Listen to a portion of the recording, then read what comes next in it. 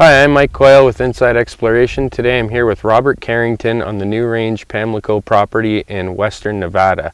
Mike, good to have you here. I'm glad you could make it down. We're anxious to show you the project and the opportunities we have here. So why don't you start off with telling us a little bit about the history of the area. I know it's very rich. Yeah, Pamlico is a very interesting district. It was discovered around 1884 and very rapidly became known as one of Nevada's highest grade gold districts. In 1886, there are newspaper accounts in local newspapers of ore being shipped from these mines to custom mills, probably on the Comstock, that was assaying over 220 ounces a ton. With that attracted a lot of other exploration and prospecting throughout the district, and a small town quickly sprang up just to the west of where we're sitting. There was a boarding house and a number of private residences and all that. There were quite a few small independent miners here. And the district was operated on an almost artisanal level by a host of small independent miners until around 1896, when a mining man by the name of Dodge consolidated the district. And then by 1898 had constructed this large mill that you see directly behind us. This was a fairly substantial mill for the day. It was a 20 stamp mill, 5 battery mill, and a stamp mill. A 4 battery mill, and a stamp mill. Each battery contains 5 stamps, and each stamp typically weighs between 1,500 and 2,000 pounds. A mill of that size would be able to treat somewhere in the neighborhood of 75 to 100 tons a day normally. And according to the information I've been able to scour from the historical records, this mill operated from its construction in 1898 up to around 1926, when Dodge died. And then after that, the district went back into dominantly small artisanal mining efforts. And it's very interesting as we go through the old underground mine workings.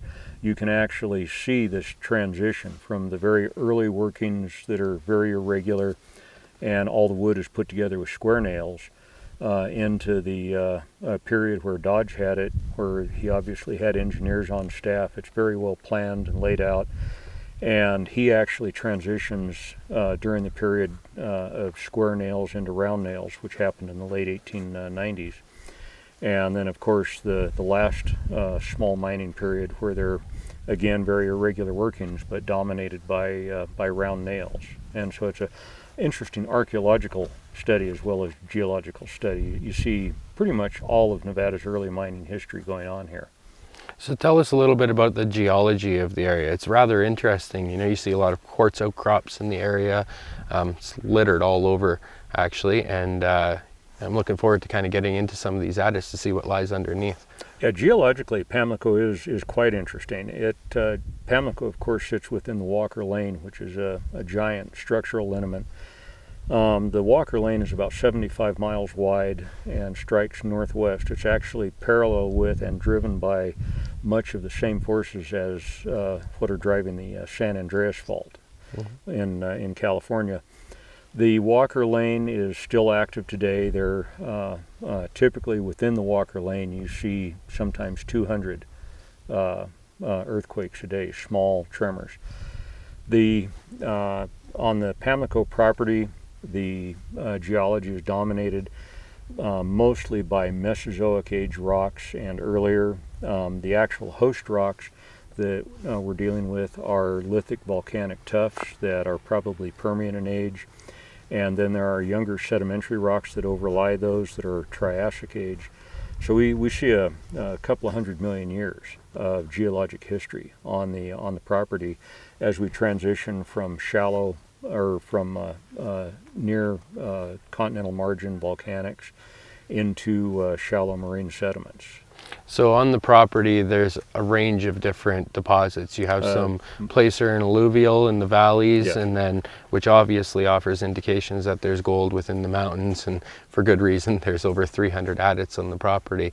So your main focus is Pamlico, though, right? The company's focus really is this project, the Pamlico project. And the Pamlico project is important because it really encompasses the entire historic Pamlico district. The Pamlico district, the major mines within the Pamlico district are the of course, the Pamlico mine, the namesake for the district, then the Good Hope, the Gold Bar, the Lapanta mine, and several other mines, the Central, and we control all of those mines, as well as a host of smaller unnamed mines.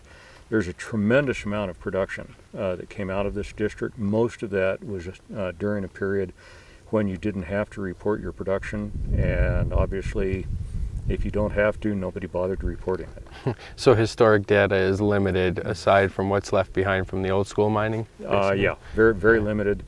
There are no complete maps of the district anywhere. We're in the process of scanning and mapping that using a cutting-edge LiDAR scanner. We'll show you that later. And we're also mapping and sampling all the tunnels. If you stop to think about it, a tunnel is virtually a walk-through drill hole. Mm-hmm. If we go through and map it properly, sample it, that forms the basis for or gives you at least drill quality data, if not better, because you can actually go put your hand on it. Mm-hmm. And somebody else is paid to make the hole. So it's good, cost-effective exploration for us. So your focus is on Pamlico Ridge and you're sampling right now, or are you doing Good Hope and Pamlico kind of simultaneously? We've done part of the Pamlico mine. We have recently been focused on the Good Hope mine. We're almost finished with that.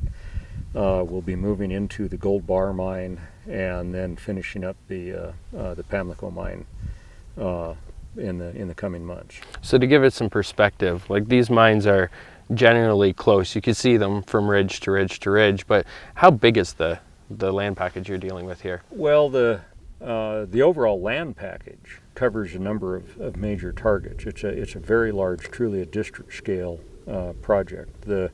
The main targets that we have are the Pamlico Ridge target, which encompasses the Pamlico mine, Good Hope, Gold Bar, and then a whole host of smaller mines.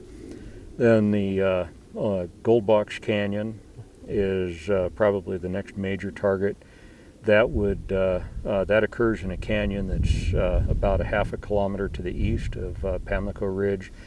There are a number of historic mines in that, and some very good surface samples that we've been getting in those. As we finish up the work on the Pamlico Ridge, when we finish the Pamlico mine, we'll actually then transfer our attention to Gold Box Canyon. And then to the north of the Pamlico Ridge target is the pediment target, which we drive across almost every day, and the pediment target is just that. It's a large area of pediment that's developed, very anomalous because the pediment surface is fairly high in the mountain range. You don't normally see those. It suggests that there's a fairly intense alteration of the underlying bedrock, and all of the rocks that we see around the pediment are altered and mineralized. There's only one outcrop in the pediment zone, and that is actually a quartz vein that we saw-cut channel sampled that assayed 4.7 grams of gold. Interesting. So with all the mining that's been going on around here, there's got to be obviously some local infrastructure. I know we've seen power lines when we were coming in, so obviously you can get some power out to the property. What other benefits are some of the infrastructure around here? Well, Nevada as a whole has tremendous infrastructure that supports the mining industry, because Nevada is currently approximately the 5th largest gold producer in the world. Mm-hmm. All the rest of the other 4 major countries like China and Russia. There literally is no place on earth that has as much gold per square kilometer or per square mile as Nevada. As such, we have all the heavy machinery support in Reno, mm-hmm. which is just an hour and a half or 2.5 hours north of the property. The town of Hawthorne is 20 minutes from the property. We have good highway access. This road that we drive to the portal on is actually a county maintained road. Mm-hmm. So we have great physical support from the suppliers and all that. The county of Mineral County is extremely supportive of mining. They would love nothing more than for us to develop another major mine here. Excellent. Well, I'm really looking forward to getting out there and exploring some of these adits. You said you're going to take us for a tour through them, so Yep. we'll get a little video footage of that and share that with the shareholders, and really appreciate you taking the time with me today. Mike, really appreciate it. I look forward to it.